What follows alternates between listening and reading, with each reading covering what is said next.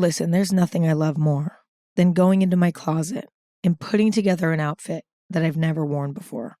Something fresh, something new, something exciting. There's nothing I love more than balancing silhouettes and coming up with a unique color palette and accessorizing in a way that's not too much, but also not too subtle. There's nothing I love more than this process. It's wonderful. And it's kind of a hobby of mine. However, this is a time-consuming process. It doesn't take like 10, 20 minutes to put together a brand new outfit. No, it takes like an hour. And here's the deal. I usually don't have an hour to get dressed. I'm somebody who likes to push getting ready to the last minute, notoriously. I usually give myself like 15, 20 minutes max to get ready. And that also includes time for hair and makeup, which takes at least 10 minutes, leaving me with 10 minutes on average to get dressed every time I'm going somewhere. So I can't always go into my closet and put together something brand new because that takes time. And if I rush that process, I end up wearing something that I'm not 100% confident in. And over the years, I've realized that that doesn't work for me because when I'm not wearing something that just works, it's all I think about. I can't enjoy myself. I can't live in the moment. It's all I'm thinking about. It takes over. And so I rely a lot of times on outfit formulas when I get dressed. It's the solution for me. I have a handful of outfit formulas that I have stored away in my brain for those moments when I have 10 minutes to get dressed and I want to feel good. And so today I thought I'd share with you all my go-to outfit formulas. Not necessarily because I think they're the answer for you, but to perhaps inspire you to come up with your own outfit formulas that sort of work for your style and your wardrobe.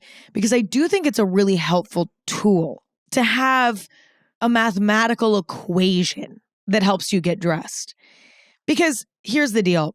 When we look good and we like our outfit, we feel good. We smile more. You know what I mean? And we're really able to live in the moment. And so I think outfit formulas are the perfect strategy to feel good and feel fashionable and feel stylish, even when we don't have the time to put together something brand new. So without further ado, let me share with you my go-to outfit formulas. And if you don't know what an outfit formula is, it'll make sense to you really quickly. Just trust me. I briefly interrupt this episode to let you know that this episode of Anything Goes is presented by Walmart. Sure, technically it's still summer, but mentally, I'm already starting to think about fall fashion. And you know who has everything to upgrade your fall wardrobe? Walmart.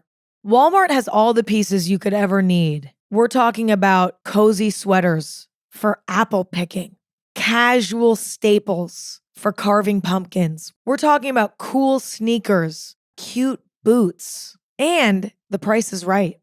Shop major fall trends and new drops at walmart.com/shop/women's-trends. That's walmart.com/shop/women's-trends. Now back to the episode. Let's start with my most used outfit formula. And this is one that is not unique to me. A lot of people use this outfit formula. But that's for a reason, because I think it's one of the best and it's one of the most foolproof. Okay.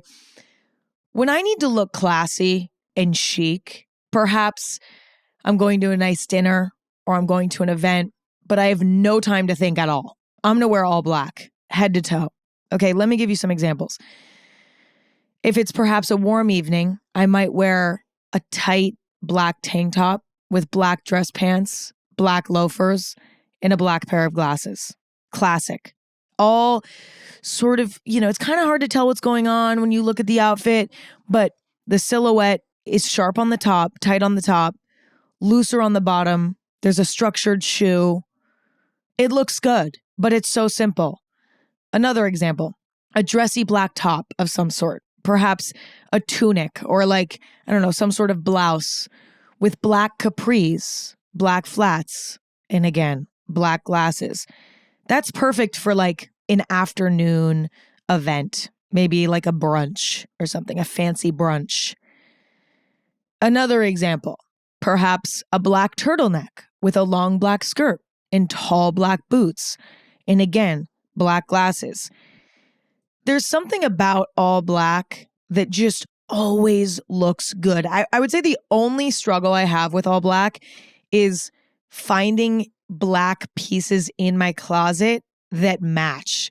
Because I have like t-shirts, for example, that are sort of a washed black. But then I have skirts that are a super dark, super well dyed, like pitch black, you know? And then my accessories like belts and bags and shoes, those are almost always pitch black. Some of the pieces in my closet were pitch black when I bought them, but have since faded after wearing them and washing them time and time again. So it is sort of it's not like the easiest outfit formula because I have to sort of think about how I'm balancing my shades of black, whether I'm, wearing all the exact same shade of black, like all pitch black, or I'm sort of adding in some washed black into it. You know what I'm saying? It is a process. I have to pay attention to the materials and the washes, but once assembled, it's really good. And I will say, because this is an outfit formula that I gravitate towards often, I've collected enough black pieces in various materials, in various shades, with various undertones to be able to sort of effectively put together cohesive, monochromatic, all black outfits successfully. But if you don't have a lot of black in your closet, this might not work for you. It might not make sense. But for me, I'm obsessed. And I've actually become even more obsessed since cutting my hair and bleaching it. There's something about the super blonde, almost white hair with an all black outfit, and even better with a pair of black glasses on. It just looks good. And I would say this formula I have to think about the least. Even though there is that little element that I have to think about, it's still one of the easiest, but also most elevated looking. It's like the least effort, highest reward, I would say, out of all of these formulas. And again, it's like, I'm not reinventing the wheel here, but it's classic for a reason. There's something about how I feel when I wear all black. It's my it might be my favorite. Like, I love it. I feel the most put together. I feel the most elegant and chic. It's kind of addicting, honestly. Like, I have to really motivate myself to wear color because of how good I feel in a monochromatic black outfit. Like, I really have to look at myself in the mirror and say, Emma, you can't just keep doing that. Like, you love clothes too much. You love fashion too much. Where are your other pieces of clothing? And it's also bled into what I wear to my workout classes. Like, I wear all black workout clothes. That's also for function because any other color of workout clothes will show sweat stains. But it's classic and it just looks good. And I often wear all black. On top of that, I'll wear an all black sweatshirt, some sort of chic sweatpants set. You know what I'm saying? It's just a go-to for me. Okay, next. Because that was boring. But we had to get that one out of the way because it's one of my favorites. Next, when I want to wear something classic, timeless, and sharp, perhaps I'm going to a work meeting. It's the daytime. I don't want to wear all black. It doesn't make sense to wear all black. I'll wear black and white. Okay? Black and white, to me, feels very different from an all black outfit. It's like all black to me feels very fashion, whereas black and white feels very traditional. There's something about all black that feels more like dinner party event, whereas black and white feels more like business meeting. Does that make sense? Not that I only wear black and white to go to a business meeting. I wear black and white all the time. It's like a go-to color palette for me. I mean, it's very obvious. It's like, okay, it's one of the most obvious color palettes you could choose, but it just always feels sharp and timeless. But what I like about it though is that it does have a bit of dimension. Like, you can see what's going on. When you wear all black, you can't really see what's going on. It's kind of a blur. Whereas when you add some white in there, suddenly you have dimension. And what I really like about wearing black and white outfits is that I can very easily add a pop of color. More so than if I'm wearing all black. If I'm wearing all black, that's it. That's the end of it. All black is it.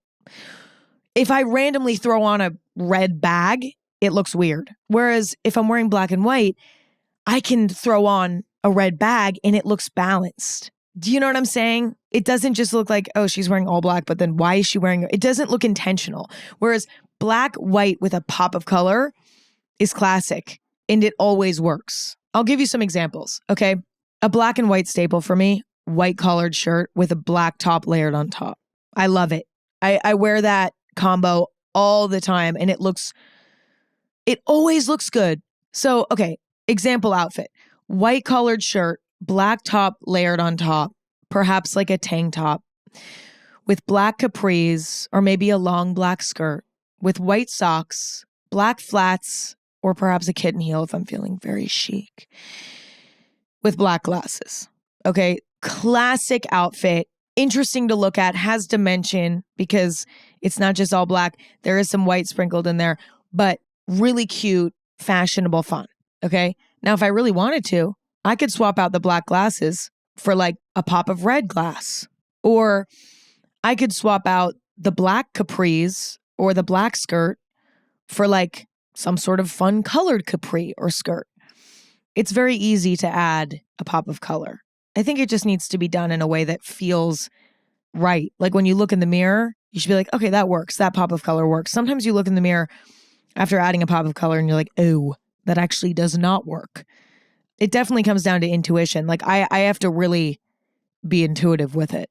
Another example of a black and white outfit, perhaps a dressy white top or blouse or tunic with a long black skirt and white socks and black shoes of some sort, perhaps a flat or a loafer if it makes sense, black glasses in a bright, colorful bag, maybe a red bag, maybe a bright yellow bag, whatever. Or maybe a fun pop of color in the shoes. Perhaps replace the black shoes, the black flats or loafers with a red shoe, a red loafer. Does that even exist? Let's say a red flat, because a red flat definitely exists. A red loafer, I haven't seen that, perhaps for a reason. Because as I'm imagining it, it actually sounds quite ugly. Unless it was like an oxblood, like dark. Why is it called oxblood? Ew.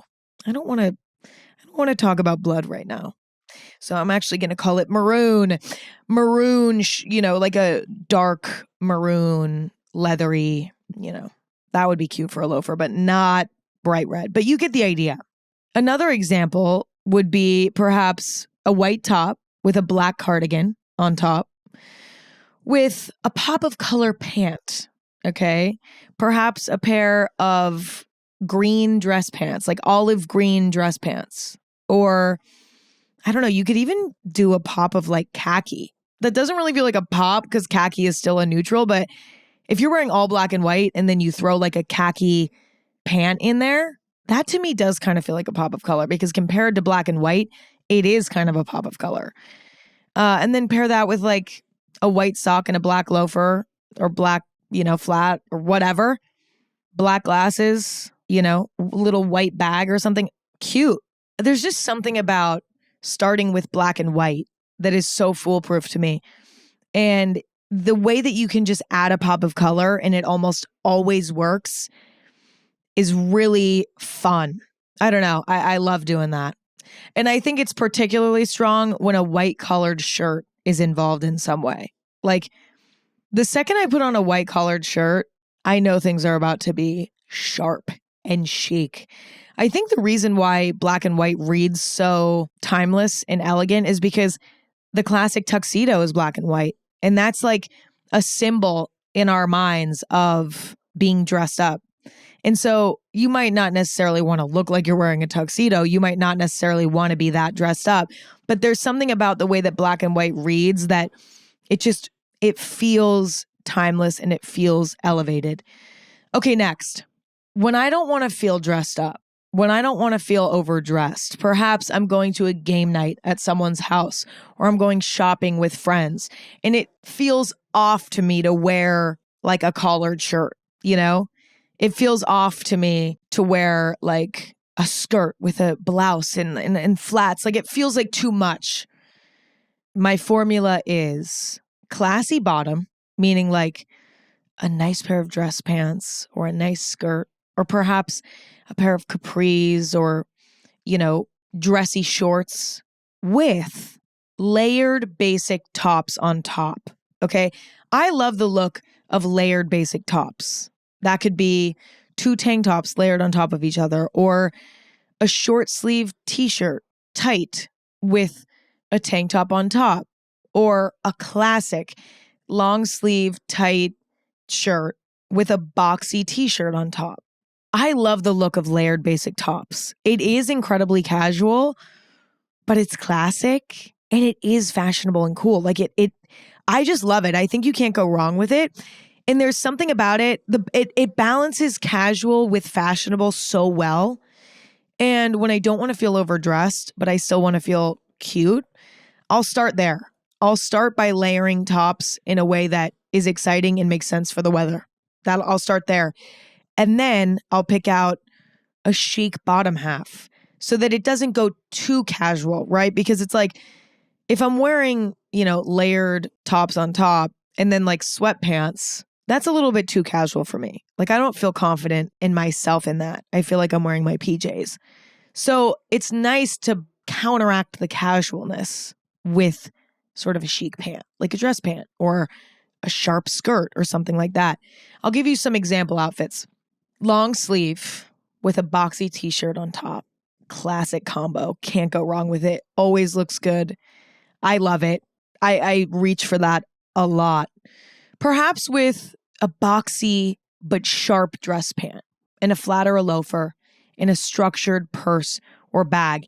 You'll notice everything about this outfit is actually pretty classy and pretty sharp, There's a sharp dress pant, a flat or a loafer has a lot of structure, and then a structured purse or bag. And then sunglasses and glasses, I feel like always add a chicness. So perhaps you could add some glasses as well.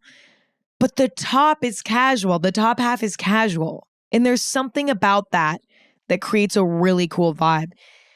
If you want to go really Pinterest mode, you could add like a cute baseball cap. That's actually a very common, trendy, like business casual sort of outfit. Maybe it's a little bit more casual than business casual. I think it is. But that's like a common outfit formula that you'll see online. All the girly pops are doing it, but for a reason. Once again, because it is a really balanced vibe. You're casual, but you also look put together too. Another example, perhaps a t-shirt, like a short sleeve t-shirt with a tank top on top of it, paired with a classy pair of capris or a classy short. Like I have a bunch of long pairs of shorts that are made out of like dress pant material. So perhaps something like that with a flat or a kitten heel in a structured purse and bag and a cute pair of glasses. Again, everything about the outfit is actually very chic and classic, but the top brings it down to a casual level. Perhaps pair that with like a cute little beret or something. Cute. And the tops layered on top of each other, keep it cash. I briefly interrupt this episode to let you know that this episode is brought to you by Hotels.com. Okay, I'm going to let you in on a little secret. Hotels.com could help you level up your vacation. So if you sign up for free, I might add, you save up to 20% on select hotels. Yep, up to 20%. That's actual real money back in your pocket, which means yes to massages, yes to room service, yes to those little extras that make a trip feel extra special. Head to Hotels.com to book now. Now back to the episode. Okay, moving on. When I'm particularly craving comfort, like when I'm on my period and my stomach is killing me and I don't want to go outside, or if I'm going to have a long travel day, perhaps I'm going to the airport or going on a road trip or something like that, but I still want to feel fashionable. Comfort's the number one priority, but I still want to feel fashionable. My outfit formula is boxy top, boxy bottom, okay? I don't know if you remember when everyone on the internet was talking about, this was a while ago. It was like tiny top, big bottom, like wearing like a cropped shirt or a really tight shirt with baggy, boxy sort of bottoms. Okay. And then there was also, I think, baggy top, little bottom, where it was like you'd wear a big t-shirt with like a little pair of shorts or whatever. And those were like trendy outfit formulas. I mean, they're very simple. They're very self-explanatory. They're very obvious. It's like intro to balancing silhouettes, right? Well, imagine that, but neither of those, okay? Instead, it's boxy top, boxy bottom. Now, let me explain to you what boxy means through comparison. Okay, let's take a white short sleeve t-shirt, for example. There are two silhouettes. There's a tight one that's tight to your skin, tight to your arm. There's no gape, right? Like it's just on your body, okay?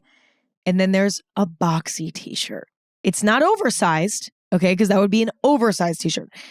Boxy means it's loose, it's not form-fitting, but it fits you properly. It's not like the seams are all placed in the right places. It cuts off right at your waist, but it's a boxy fit.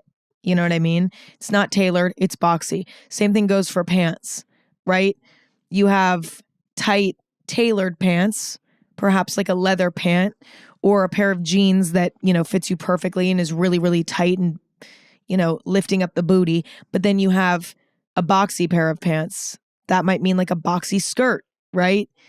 A skirt that's not super tight, not super tailored, might mean a boxy pair of work pants, super straight leg, not super tight on the waist, might be a boxy pair of jeans. Again, not too tight, loose around the butt. And if you were to squint at these pieces while they're hung up, they would look like a square.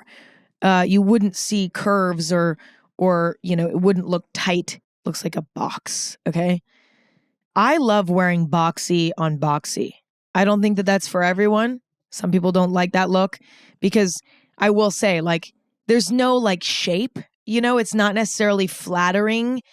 Actually, I wouldn't say it's unflattering, but it's not like it's not accentuating your beautiful body shape, which is a lot of times something that we want to do, right? We want to wear a tight pant so that we're showing off the booty, or, we want to wear a tight top because it's giving us a nice shape. It's showing our shape through the clothing, which is a wonderful, wonderful thing sometimes, but it's like, that isn't always the vibe. And I think when I'm feeling uncomfortable because I'm on my period and I don't want clothes touching my body, or if I'm about to be sitting on an airplane for 10 hours flying somewhere, I don't want to wear something tight and then it get all stretched out or whatever. Or I'm going to go to sleep. So like I want to look cute in the airport, but I don't care about looking cute once I'm on the plane because I'm just going to go to bed, whatever. But I don't want to like go change my outfit. I've never understood people who can like get on the plane and then change into PJs. That's too much for me. I'm going to sleep in my outfit. And I always sleep on the plane, but I'm going to sleep in my outfit. So I want something boxy and comfy. I'll give you some examples. This is one of my favorite go-tos. Okay, boxy t-shirt, boxy skirt, socks, and flats. It looks cool. It doesn't look, listen, it's not sexy. It's not sexy, but that's not the point. Okay. Also, it's funny that I'm saying that because I'm like the least in my personal life. I really rarely am like, let's go sexy mode tonight. Doesn't happen to me a lot. I'm usually going for, I don't know. More so though, as I'm getting older, I'm actually weirdly like, wait, I kind of want to feel hot tonight. Like it's starting to happen more and more. And I might need to start keeping my eyes peeled for some less boxy items because I have a lot of boxy items in my closet. But anyway, that outfit is not necessarily going to be sexy. You're not going to be feeling hot, but you're definitely going to be feeling cool. And that's great. There's something about the boxy t-shirt, boxy skirt that does have a really fucking cool vibe to it. And if you have like, a chic bag with like, a big pair of glasses on, you look like you don't give a fuck, but you look fashionable and you look cool. And if you're going to the airport or you're on your period, it's like, that's all you could ask for. At least to look cool and like you don't give a fuck, right? Okay, let me give you another example. A boxy sweater. Okay, there are some sweaters that are super tight, some sweaters that are super oversized. I'm talking about a boxy sweater. It's boxy. Let's keep this in mind, okay? Boxy work pants. like a vintage work pant or like a Dickie, something like that, something boxy with a flat boot, a cute little flat boot. Okay. That's, again, comfy but cool. Another example, a boxy button-up sort of overshirt, right? There are button-up shirts that are supposed to be worn tight to the body, right? That's supposed to be the first layer, or maybe even the only layer that you wear. There are boxier button-up shirts that are meant to go on the outside of clothing. I'm talking about that type of button-up shirt, okay? Boxy button-up shirt that goes over another shirt, perhaps with a boxy pair of dressy little shorts. Maybe it's like something boxer short adjacent. Maybe it's a dress short made out of like dress pant material with a sock and a loafer. Boxy, comfy, but in this case, kind of preppy and cute. There's something so satisfying to me about boxy on boxy. I'm into it. Okay, next. When I want to wear a bit of color, but I don't have the time or energy to figure out a complex color palette. And by complex color palette, I mean like, okay, I'm going to wear all earth tones. Like I'm going to do, mossy green with brown, but also with black. And then I'm going to do like a pop of burnt orange. And it's going to kind of feel like, mossy and earthy. Or if I'm like, okay, I think I want to do like, I don't know, I want to do I want to wear a yellow raincoat, but like I also kind of want to integrate like pale blue. And then I want my base of the outfit to be black and white, but also like, wait, maybe I want to add like a little bit of green. Maybe I want to wear green. Like coming up with a color palette that's cohesive and makes sense and has sort of a vision to it can sometimes take time and a bit of playing around. And we don't always have time for that, right? So when I want to wear color and I want to wear multiple colors, like I don't just want a pop of color, like black and white with the pop of red or with the pop of olive green or blue or whatever, like I described earlier. Primary colors. Start with the primary colors. There's something about red, blue, and yellow that just feels well-rounded, and it always works. And an important message that I need to make clear is when I say primary colors, I'm not talking about like classic bright red and royal blue and mustard yellow, okay? I'm talking about these colors in any shade that you want, actually ideally in more subtle shades, okay? Like for example, I have a few different kinds of red in my closet. I have a few really bright, sharp red pieces. Like a great example of that would be I have my favorite bag of all time is this black Prada bag. And I love it so much that I bought it in red. And it's in this really dark, rich, shiny red. Okay. So I have really classic red. I have a lot of vintagey red items. Like for example, I have this pair of sneakers that they sort of look like Converse, but they're not. They're like a little bit more square looking. They look like a low top Converse, but they're not. And they came in this sort of washed red color. Like they already look pre-worn in. I also have a zip up hoodie that's vintage and it's been washed a bazillion times and it's red. That's another example of a red that I have, right? I also have bright red cardigans that are not quite as bright as my red purse that I described earlier, but still pretty bright. But because they're knit, they look a bit softer. I have a lot of maroon in my closet, darker, richer, more brown reds. I have a lot of different reds going on. With yellow, same thing. I have some really bright yellow things. Like I have a yellow raincoat. I finally got a yellow raincoat because I have been dreaming of owning a yellow raincoat for like a year now. And I finally found the right one. So I have a bright yellow raincoat, but I also have a pair of butter yellow sneakers. And I have a lot of butter yellow basic tops, like, 3/4 length sleeve tops or whatever. With blue, I have dark blue like navy. I have pale blue. I have grayish blue. I have vintagey looking blue. I have, a sharp classic blue that's not quite royal blue, but like whatever. I'm not just talking about taking like the most obvious Pantone swatch of the primary colors and styling that all together. That's not what I'm saying. In fact, I would advise against that. You know what I mean? I think that that's a little bit that's a lot. I mean, listen, actually, I don't want to stop you because I actually do think that that could look kind of cool and maybe kind of like 60s, vibes. But that's not what I'm saying here. Okay. Let me give you some example outfits and perhaps that'll help explain what I'm talking about. Starting with primary colors. Now, wait, actually, one more thing I have to say as well about this. I'm not saying that all you're wearing is primary colors. Okay. You need to build around it with neutrals like black, white, perhaps gray or brown, maybe if that's your style. But for me, usually it's black and white. You got to build around it. But it's more like the color palette is primary colors and black and white are just there supporting on the side, like just to, to break it up a little bit. But definitely, I'm not saying like just wear the primary colors. Not only is that hard to do, but it's also like, it might look kind of weird, to be honest. It might look cute sometimes, but anyway, let me give you some examples. One of my favorite examples of primary colors in an outfit: white top, red cardigan, blue jeans, black glasses with yellow lenses, white socks, black flat loafers / flat shoes, whatever, black bag, or perhaps a pop of yellow bag. I have a bag that's black that has this banana, like 3D printed sort of banana on it. Like that's a great example of a way to add another little piece of yellow. Perhaps I could add like a little yellow pin to my sweater. Okay.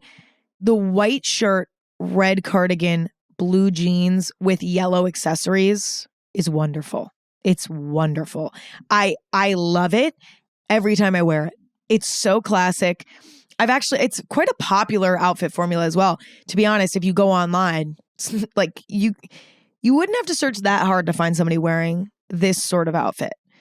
Perhaps not with the pop of yellow though. It's more common to just do blue jeans, white top, red cardigan. Classic. Can't go wrong with it. Love it. The addition of the yellow though, to me, takes it to the next level. And it's just primary colors at its best. I'll give you another example though. This is a more sort of pastel kind of approach. White tank top, classic, whatever, doesn't matter. Could be ribbed, could be not. Classic white tank top. Red and blue patterned shorts, perhaps plaid, perhaps stripes, probably some sort of like pastel-y sort of patterned, sort of classic preppy sort of boxer shorts or dressy little shorts, whatever. You get the idea. White socks, baby yellow sneakers. That's another great example of primary colors in a more subtle way. Like you wouldn't even think of the outfit as being primary colors because it's all sort of pastels and it's a bit more understated. And like the shoes are technically butter yellow, but they're not like noticeably yellow. They're at a glance, maybe even off-white, cream, right? But they have that yellowness to them. The primary color palette can be more subtle like that. It doesn't need to be bright and obvious, even though that can be kind of fun too at times. I'll give you one more example. This is actually an outfit that I wore. I'll literally just describe to you my outfit. I wore this outfit to the farmer's market yesterday morning. Okay. I wore a white t-shirt with a cute grayish blue hoodie on top, boxy hoodie with a black long skirt, pleated. I was kind of going for like semi-athletic vibes, but like not fully athletic vibes. Do you know what I mean? I wanted there to be like sort of an athletic outdoorsy feel, but like not at all. Does that make any sense? I'm starting to realize that as I'm saying it out loud, that makes no sense probably to anyone but me, but whatever. Anyway, the grayish hoodie that has white thermal, it has like white thermal lining in it. So like when the hood is up, you can see like the white thermal on the inside. Very athletic, very outdoorsy with the black pleated skirt, white socks with cream yellowish sort of flats. They're really cream, but there is a little undertone of yellow. in my opinion, in my eyes. I wore all of that with a red crossbody bag, okay? A yellow baseball cap, like a mustardy yellow baseball cap, and black glasses with yellow lenses. You might have to use your imagination with this one. To be honest, it's weird because I'd never worn that outfit before, and I had a little bit of time to put it together, and I was like, I'm going to do primary colors. And it doesn't sound like it would make sense, but it actually did make sense. It looked fine. It looked good. I mean, it's not my favorite outfit I've ever worn, but it was cute, and it was shockingly balanced. Even though it sounds like there's a lot going on, it was shockingly balanced. And it made sense in my brain. And that's, again, all that matters. It's all that matters. Okay, let's move on. When I want to wear something special for an occasion, like perhaps I'm going to a concert or a party, but I'm feeling overwhelmed and I'm struggling to put together an outfit. I'm like left with, 30 minutes to get ready. And I really want to feel different than I usually do. I really want to feel dressed up for the occasion. I'll build around a statement piece. This is another very common outfit formula, but it's so foolproof and it's so good. Like, I'll give you some examples. Okay, if it's wintertime, I'll start with a trench coat, some sort of extravagant trench coat. Okay, a good example in my closet would be I have this vintage minty green bright mod trench coat. It's so wonderful. It's so beautiful and I love it. Another example would be I have this Jean Paul Gaultier like black leather trench coat that has red stitching and like copper buttons and it's super gothic and fun. That's another great example. I could start with those trench coats and build something really simple around it. And because the trench coat is such a statement, it's so bright, it's so loud, it's so exciting. That's the outfit. That's the end of it. It's that easy. And the outfit around it can be shockingly simple. Like with a trench coat, literally any sort of like tight structured pant that'll like poke out the bottom really nicely, a boot, and like what, a turtleneck? Who cares? A pair of cute little glasses? Who cares? Easy. It doesn't even matter. With a trench coat, anything becomes elevated. Another example could be perhaps a voluminous skirt. Like I have a few voluminous skirts in my collection that are kind of dramatic. Like they might not have a bold pattern or anything, but they are sort of statement pieces in their silhouette because they're very voluminous, like they have sort of, I don't know, they just have a dramatic shape to them. To me, that can be a statement piece as well. Statement pieces don't always need to be the most obvious, bright, maximalist pieces. They can also be things that have sort of a dramatic shape that maybe isn't as casual as other things in the closet, whatever. So, okay, another example could be a voluminous skirt, that has pleats and it has, lots of fabric. And so it's just sort of flowing and it's very extravagant paired with like a simple tank top and a simple flat shoe. Suddenly, an outfit that could be simple. If the skirt was just simple, it would be just a simple basic outfit. But because there's this voluminous, exciting sort of skirt, now it feels brand new. Another example could be taking an amazing pair of pants.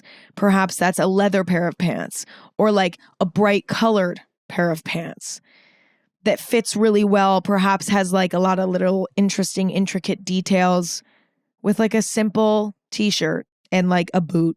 Boom. Statement piece of the pants. The rest can just be simple and chill. Or perhaps you could do a really simple top, whatever, really simple top, a really simple bottom, perhaps a pair of jeans with a really extravagant boot, like a bright patent leather red boot. Boom. Now there's a vibe there. Do you see what I'm saying? Do you see what I'm saying here? Okay, moving on. When I want to wear something casual, but particularly interesting and bright and dynamic, perhaps to go to sit at a coffee shop on the weekends or to go to a flea market to shop around, or pretty much any casual activity, assemble your distressed, vintage, antique looking pieces and then put them all together. There's something very naturally cohesive about pieces that look vintage.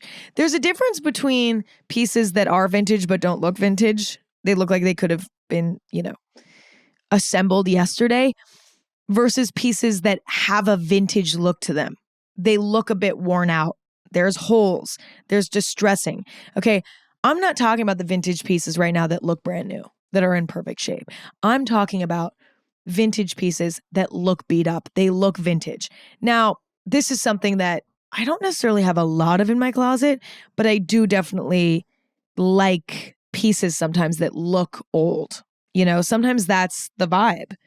And there's something very naturally cohesive about pairing these types of pieces together that look old, they look vintage, they look distressed.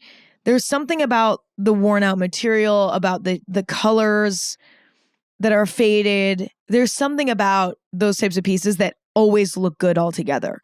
I'll give you an example. Okay, you could put together an outfit with a distressed vintage graphic t-shirt with a big vintage belt and, a nice old pair of Levi's with some worn in boots and some big sunglasses, and you have a vibe on your hands. And it naturally all just works together because it looks like a vintage store threw up on you. But that works. Like, I don't know, there's something about just going full vintage that always works. Another example, you could do like a beat up, sort of like gross, stained white tank top. Doesn't need to be gross and stained, but like a vintagey tank top, right? One that's been worn before, not like a perfect, pristine, crisp white tank top. Maybe one that you've worn enough times that now it's sort of starting to turn like yellow a little bit, like that you get the idea. That with like some vintage board shorts, like a cute, I don't know, pair of little like red shorts with white details that look super 60s. Maybe the little drawstring is starting to fray. You get the idea. With chunky socks, a vintage sneaker, perhaps for you it's just like a retro style sneaker that you've already worn in, and like a vintage baseball cap, okay? And last but not least, when I'm going to a hyper specific event, like I'm going on a boat or I'm going bowling or something like that, I dress for the theme. Why not? If I'm trying to figure out an outfit and I'm like, oh, what do I wear? What do I wear? Why not use the event that I'm attending to help me get dressed, okay? If I'm going on a boat, for example, maybe I'll wear a baby blue button-up top with some cream shorts and some boat shoes and some preppy little, cute little sunglasses. Why not? Okay, if I'm going bowling, why not wear an outfit inspired by bowling shoes? Bowling shoes have a very cool, like retro-y look. Maybe I'll wear some old jeans and a vintage red sweater, because the bowling shoes are always like fun, bright colors, like blue and red and whatever, and with white stripes, and it's always very fun. So perhaps pop of color for the sweater, like just lean into the fun, bright colors of bowling shoes. Another example of this that I know a lot of people do, I don't do this, but a lot of people do it, is get dressed up for the theme of a concert. Like, dress up like the artist that you're going to see. Why not? That's fun. I feel like that can help immensely with trying to figure out the vibe for certain events. As often as I can, I try to dress for the theme. Why not? There is something a little bit like costume-esque about it. Like, it feels like, am I just getting into a costume? But no, it's fun to dress for the theme. Like, I'm not going on a boat and not wearing my boat shoes. Do you know what I'm saying? Like, I have boat shoes. Why the fuck would I not wear the boat shoes? I'm not too cool to wear my boat shoes on the boat. Yeah, I bought my boat shoes because they're cute and I like the style of them, not because I go on boats a lot. But if I am going to go on a boat, I'm going to wear the fucking boat shoes. If I'm going bowling, I'm not going to wear like a super cute, like flowy blouse with like a black skirt. I'm going to wear an outfit that matches bowling. That's fun. I'm going to pull together my favorite vintage pieces and put together a cute vintagey outfit that'll match with the vintagey looking bowling shoes. That's the vibe. If I'm going to dinner at like a super chic French restaurant, fuck it. I'm going to dress up like I'm in Paris. I'm going to wear all black. I'm going to wear a cute pair of glasses. I might even put on a beret. Fuck it. Do you see what I'm saying? It's like dress for the theme. And that's it. Those are all my outfit formulas. Listen, a lot of them are self-explanatory. A lot of them are obvious. I didn't invent a lot of these. I'm not saying that I did. However, I use them, and they are very helpful for me as somebody who's incredibly type A and needs some sort of plan or formula or routine or whatever in everything that I do. And maybe that's a bad thing. I'm not sure. Okay, that's it for today. That's all I have to ramble about. I hope that you all enjoyed this episode. And if you did, new episodes of Anything Goes every Thursday and Sunday. So come tune in and hang out. You can stream anywhere you get podcasts. But if you want to watch me talk on video, that is on YouTube and Spotify. Anything Goes is on social media at Anything Goes. I'm on the internet at Emma Chamberlain, and my coffee company is in the world and on the internet at Chamberlain Coffee. I love you all. I appreciate you all. It is always a joy and a pleasure to hang out with you and spend time with you. And I'm grateful that you spend your precious time with me. And luckily for both of us, we'll be hanging out again very soon, in a few days. We don't have to miss each other that much. Thank God for that. All right. Love you guys. And talk to you later. Bye.